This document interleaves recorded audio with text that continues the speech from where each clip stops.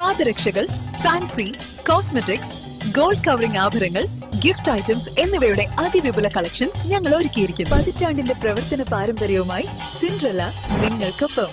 സന്ദർശിക്കുക സിൻഡ്രല്ല, പ്രണാമം കോംപ്ലക്സ്, ചൂണ്ടി, ആലുവ.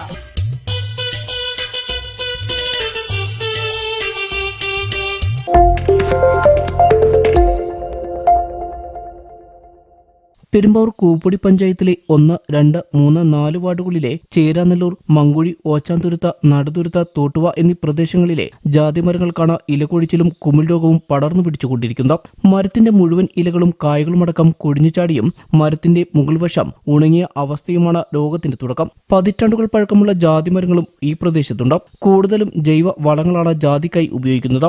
2-3 വർഷങ്ങളായി ചില തോട്ടങ്ങളിൽ 1-2 മരങ്ങൾക്ക് രോഗലക്ഷണങ്ങൾ കാണിക്കാറുണ്ട്. എന്നാൽ ഈ വർഷം ചില തോട്ടങ്ങൾ പൂർണ്ണമായും നശിച്ച രീതിയിലാണ്. എന്നാൽ കൃഷിവകുപ്പ് ഇതിന് കാരണങ്ങൾ കണ്ടുപിടിച്ച വേണ്ട കുമിൾനാശിനിയോ രോഗം പ്രതിരോധിക്കുവാനുള്ള മറ്റ് മരുന്നുകളോ ഉപയോഗിക്കുവാൻ കർഷകർക്ക് നിർദ്ദേശം നൽകിയിട്ടില്ല എന്ന് കർഷകനായ ദേവച്ചൻ പടയാട്ടിൽ പറഞ്ഞു. എറണാകുളം ജില്ലയിലെ കൂപ്പടി പഞ്ചായത്ത് പൊക്കൽ, കാലടി, മലയാറ്റൂർ, നീലീശ്വരം, മഞ്ഞപ്ര എന്നീ ഭാഗങ്ങളിലായി നൂറ്റാണ്ടുകൾക്ക് മുമ്പേ ഉള്ള കൃഷിയാണ് ജാതി കൃഷി.